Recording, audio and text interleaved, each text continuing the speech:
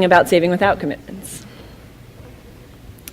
So I may get to all of these 3 studies. So these are 2 studies on reminders in 4 different countries, and another study on labeled savings accounts that Dean actually mentioned yesterday. So I'll probably skip that. So the sort of, just to go back to thinking about the theory behind human behavior here. So one of the reasons that we think that people need help to save more, or that we think that nudges are a good idea, is what we often think of as, behavioral anomalies. So lots of people take on really expensive debt at the same time that they're actually saving. This is not just a phenomenon of the poor. This is a phenomena of people in countries all over the world. So they sort of appear to both face temptation and take on debt, but at the same time desire to be saving more. And if you ask people about whether they're saving enough, they'll often tell you that they wish that they were saving more, that maybe tomorrow they'll start saving more. So it seems that in some cases people find it difficult to save. This is sort of true of people's preferences over time in general. There's often a sort of too much emphasis placed on today, and we overlook tomorrow. So if you think about health, I sort of really want to be getting into the gym every day, but when it comes to the day-to-day, something gets in the way, and I don't manage to do that.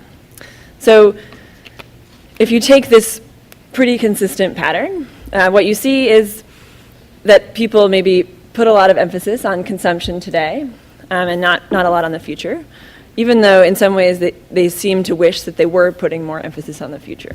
So if I have these kind of choices in time, we discussed yesterday, if I face temptation, then maybe I really need some commitment. So I need to put some restrictions on my own behavior so that I make sure that I actually do get to the gym and that I put aside enough money to have for the future.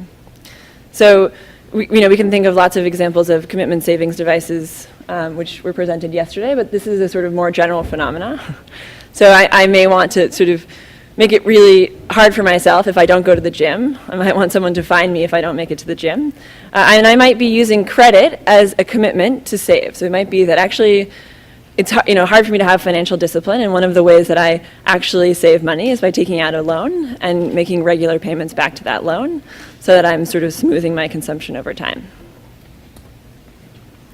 So the most common way we have to sort of explain why people focus on today with consumption and don't put aside enough resources for the future is thinking about people's preferences in time. So, I might have these kind of inconsistent preferences where today I face a lot of temptation, so today I'm quite tempted. But if you ask me to make a similar trade-off for myself in the future, I wish I would make a different decision. So today, I have priority X, Y, and Z, but if I hope for what I'll do tomorrow, I hope I won't spend, or I won't eat that piece of chocolate cake, and I'll be virtuous and have carrot cake instead. So the consequence of these kind of preferences are that I do place too much emphasis on my consumption now, and I wish that I could tie my own hands and leave more for the future. So there's another way to think about the same kinds of behaviors, putting a lot of emphasis on today and not enough on the future, and that's just the idea that there are a lot of demands on our attention. Most people are inattentive at some point, so we have a lot of things coming at us, and we're not always fully paying attention to, for example, all of the expenses we have coming down the line in the future. So perfectly planning our finances is actually very hard. I have to account for unknowns that I should be expecting. So if I have a car, if I have a house, I should be expecting to make repairs on that house. But because I have a lot of urgent demands today, those repairs might not be at the top of my mind. Now, it's not that I really face temptation and don't want to save enough to be able to afford when my house needs repairs. It's just that I really haven't budgeted that into my planning, and it really isn't at the top of my mind right now. So I think Benny mentioned the idea of the planning fallacy. And so this is something that psychologists have talked about for a long time. This is just the idea that if you ask somebody to estimate how long they think it will take to finish a task, they tend to think it'll take much less time than it actually does. So, if anyone is writing a paper and has co-authors, they know the feeling of, how long will it take you to finish task X? We're almost always wrong about how long these things will take. And it turns out that if you ask people to write down, to take a task and break it down into the subcomponents of the task, so, I need to edit the references, I need to fix table 2. So if I wrote down every actual task that I have to do, my overall estimate of how long the big task will take gets much more accurate. So it seems like people they're overlooking parts of things that they should be planning for, but because we have limited attention and we're sort of not perfectly attending to all the things that are coming at us in the future, we maybe don't put enough time aside, or we don't put enough resources aside now for everything that we're going to need to pay for in the future. So if you'll notice, this kind of inattention creates the same consequences that the temptation I described does. We're putting a lot of consumption today, not leaving quite enough for the future. So one of the implications of this lack of attention is that well-timed reminders could be really effective in getting us to actually save more. Another possibility is that the salience of events in the future might really matter for whether I'm putting aside enough money to pay for them. So if you take my car repair example, that's not an expense that comes to me regularly, where I know every month I'm paying rent, and of course I'm budgeting for that. Car repair is sort of a sporadic expense that might just not be at the top of my mind. It might not be very salient because it's not very regular. And those kind of expenses might simply get overlooked when we're doing our financial planning. So these are two pretty different models of human behavior. They generate similar empirical regularities in terms of how much I'm saving and how much I'm consuming. So a lot of focus on consumption now, not leaving quite enough resources for what I need in the future. But they're really different policy prescriptions. So if what I have is a self-control problem, and I'm mostly tempted, then I need a product with commitment that prevents me from spending too much, and I need to restrict the way that I'm spending so that I don't overspend. If my problem is instead really one of attention, I need different kinds of tools. So it might be that reminders are very helpful to me, or labeling expenses that I'm likely to forget and making them more salient might also be helpful. So, I think this is sort of a general point about how to think about behavior. It's really important to diagnose the reasons. So if we're thinking about why people don't save enough, what the barriers are to saving, it's important to think that we have the right reason and we're solving the right problem. So if I'm thinking about people who are having trouble quitting smoking, they're facing temptation, it's really hard not to smoke. If I'm giving them reminders to stop smoking, that's probably not going to be very helpful. They know they have a problem. They know they face temptation all the time. The problem is not that they're sort of lacking attention to the problem of quitting smoking. They have a different need. They have a different sort of barrier to get past. When we think about the examples that Benny talked about with defaults, what turned out to be really effective in that case was actually getting people's attention off of the fact that they were saving. Because in some cases that inattention led to more saving. So if we'd sort of gone to the same people and offered them accounts with a lot of restrictions, we might have been solving a problem that they didn't have. And so diagnosing what the barriers are to the savings and to sort of proper use of credit is really important in solving the problems that are actually there. So the first study I'm going to talk about is a study we did in 3 different countries. And what we did is really simple. We took people who had commitment savings accounts of different types, and we randomly assigned them to receive reminders to save. So we did this in Peru with a Banco de Ica. And we actually sent letters in Peru. So we sent letters reminding people to save. And we have, within those people who received letters, those ones who are randomized to letters, we also have a sub-treatment where we randomize some people receive letters that mention a specific goal that they have to save for that they told us at the baseline. So for example, people might have been saving to buy a moto taxi, and the letter that we sent them, if they told us they were saving to buy a moto taxi, the letter that we sent them actually reminds them that that's what they're saving for. That's the reason that they're saving. And we compare that to a group where we have a simple reminder without mentioning that expense.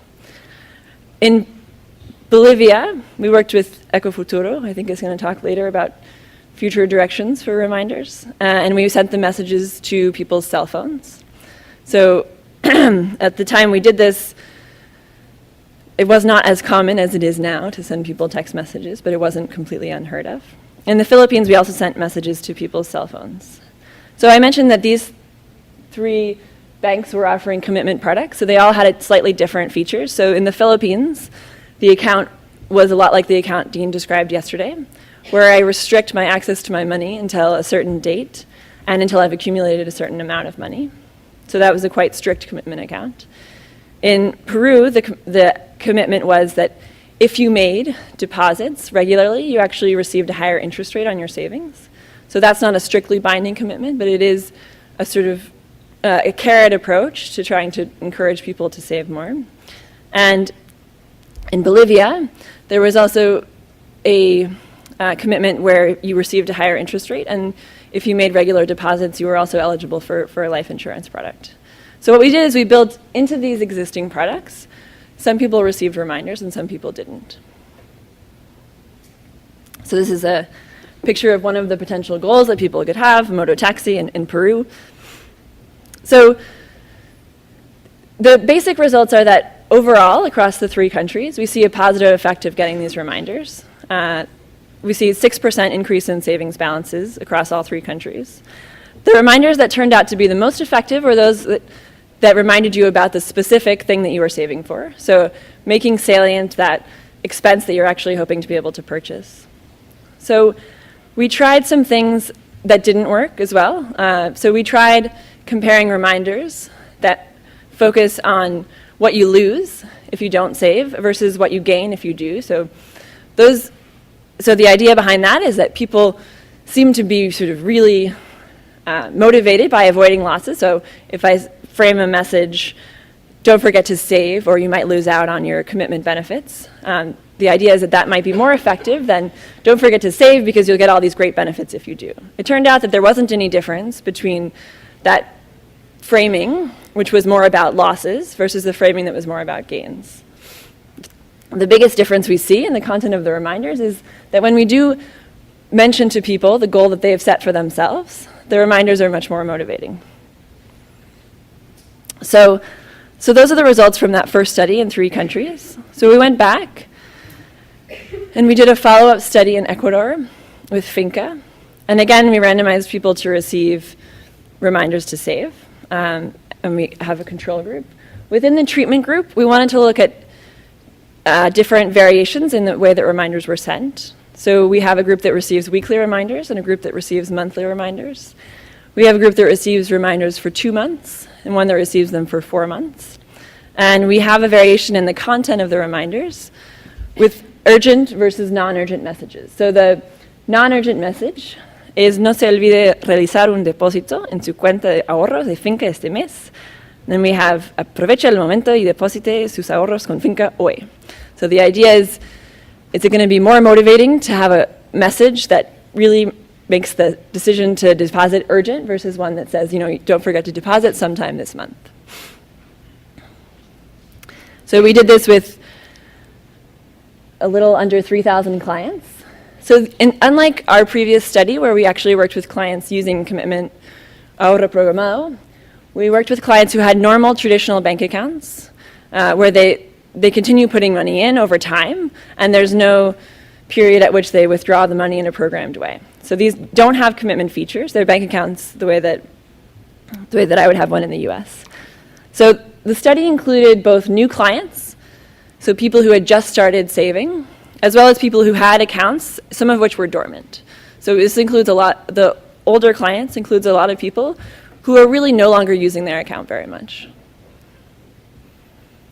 So the first set of results is sort of a non-result. So it turned out that there was really no difference in terms of how frequent the message was, how urgent it was, or how long we sent them in the total effect on people's savings. What we do see is a big differences between new clients and existing clients. So for the clients that have already been with the bank, the reminders are not doing very much at all. For the new clients, they seem to be increasing deposits. So I'll talk a little bit about why I think that is. So I think there's a number of reasons why new clients and old clients could be different. One potential hypothesis, and I think we need to do more work to nail this down, is the idea that Reminders might be especially helpful for people who are really goal-oriented and are set to start saving. So if I have in my mind the goal that I'd like to be saving, then reminders are really helpful for me. So new clients might be people, they've just decided to open a savings account. They've gone into Finca and they've done the paperwork and they've opened the account. So the reminders are maybe sort of helping them towards a goal that's quite salient. Older clients, so we don't know what reason they have for not using their accounts, maybe that they're saving with other banks. But in general, reminders might not be as effective for them if their goal of saving with this account is no longer as salient. So the reminders are going to help me if I'm sort of not doing something that I actually have the intention to do. But if I'm not activated in my goal of saving, then the reminders might not do very much for me, and that's what we're seeing here. So before I sort of close, I just want to say I think there's, we're going to have a nice session on the future of research on reminders, but the one caveat I have about these results is we only know what happened to people's bank accounts. We don't know what happened to other savings. For example, in other accounts, we don't know what happened to credit, and I think that's one of the directions we'd like to go with future research. So is it that when I receive reminders, that makes me excited about using this account, but it's not necessarily that I'm actually saving more, but that I'm moving money from one account to another. And what we really want to see is, does this create and net more savings? The other caveat is that these are not huge results, but I think going into this ex ante, I might not have guessed that the reminders would do very much at all. And if you take people who don't have a lot of slack in their budget, you might not think that the problem is really that they're forgetful. These are people who don't have a lot of money. And I think,